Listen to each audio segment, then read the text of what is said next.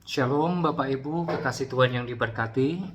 Malam hari ini kita akan membahas sedikit tentang berakar, bertumbuh, dan berbuah dalam Kristus. Seringkali mungkin kita ketika beribadah mendengarkan kata-kata sedemikian rupa yang disampaikan oleh hamba-hamba Tuhan yang luar biasa itu, ya. Oke, saya membahas sedikit sambil kita bisa pelan-pelan kita bisa mengingat kembali apa sih yang dimaksud berakar, bertumbuh dan berbuah di dalam Kristus Yesus.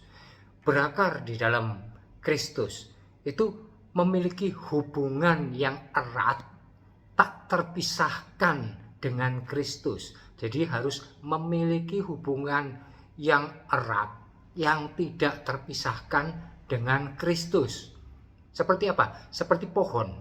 Pohon yang memiliki akar yang kuat dan ada di dalam tanah. Kita harus ada di dalam Yesus Kristus. Di situ baru kita berakar, kita bertumbuh. Karena apa? Ya, Yesus Kristus sumber kehidupan bagi kita. Ya, kita baca di Kolose 2 ayat 7. Saya cari dulu firman Allah. Nah, Kolose 2 ayat 7. Hendaklah kamu berakar di dalam Dia, di dalam Yesus, dan dibangun di atas Dia. Hendaklah kamu bertambah teguh di dalam iman yang telah diajarkan kepadamu, dan hendaklah hatimu melimpah dengan syukur. Berakar terus di dalam Tuhan Yesus itu butuh iman, ya, butuh iman juga yang sudah diajarkan kepada kita oleh Roh Kudus, ya. Hendaklah hati kita juga melimpah dengan apa? Ucapan syukur. Kita tetap harus bersyukur, ya. Kalau hubungan dengan Tuhan, baca firman, baca Alkitab, itu ya. Jangan menggunakan pikiran dan hati manusia, jangan. Pakai aja iman, ya, biar nggak bingung. Baca dengan iman saja, jangan terus disangkal dengan pikiran, masa iya, masa begitu, jangan. Sudah, ikuti aja, baca dengan iman, jangan dengan pikiran dan hati kita, ya. Nggak cocok, nggak match nanti, ya.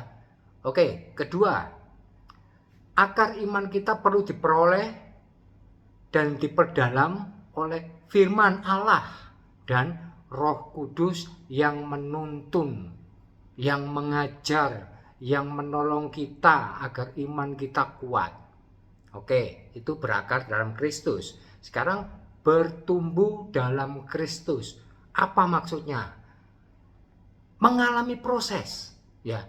Ada mengalami proses pertumbuhan rohani yang berkesinambungan, berkelanjutan. Nah, di sini yang dibutuhkan apa? Ketaatan, taat terus, dan respon yang baik terhadap firman Tuhan. Harus taat. Kalau nggak taat nggak bisa bertumbuh, ya. Harus terus menerus baca firman tadi, terus menerus minta urapan Roh Kudus, minta petunjuk pimpinan Roh Kudus, ya, agar kita tetap bisa kuat dan bisa bertumbuh di dalam Kristus, ya. Oke, sekarang yang ketiga adalah berbuah. Tadi sudah berakar. Setelah berakar, bertumbuh. Setelah bertumbuh, menghasilkan buah. Berbuah di dalam Kristus, ya, yaitu apa? Menghasilkan karya-karya terbaik.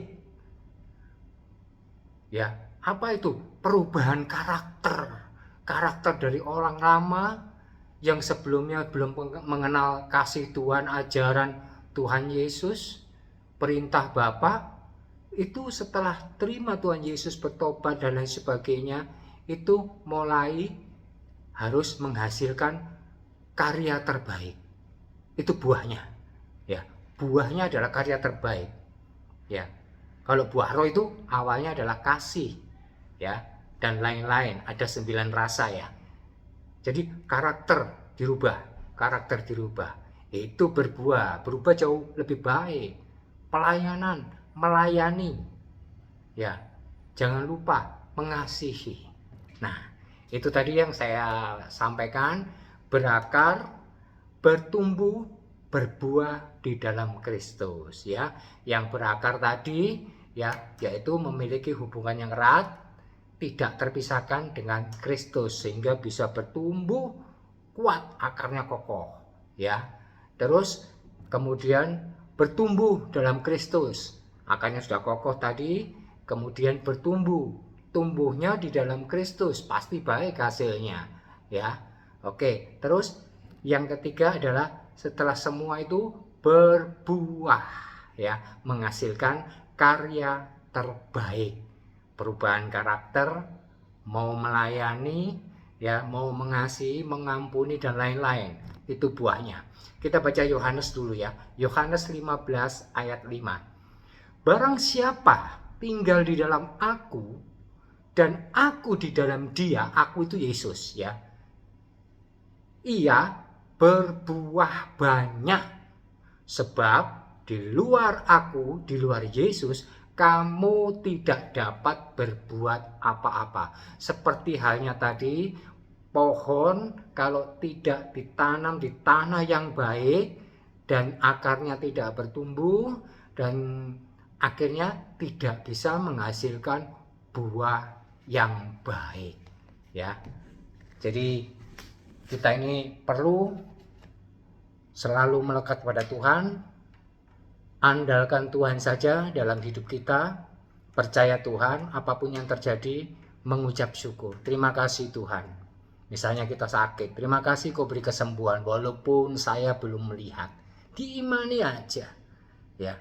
Terima kasih Tuhan, masalahku sudah kau selesaikan walaupun belum kita lihat, diimani saja. Ya. Terima kasih Bapa. Terima kasih Tuhan Yesus. Roh Kudus juga terima kasih yang mimpin kita semua. Ya, jangan lupa like, komen, katakan amin bagi yang percaya. Ketik amin dan sharekan video ini untuk orang-orang agar menumbuhkan iman mereka, menguatkan mereka yang sedang menghadapi suatu masalah. Terima kasih, saya berdoa memberkati semua orang yang melihat dan mendengar video ini. Diberkati Tuhan dalam nama Tuhan Yesus. Haleluya. Amin.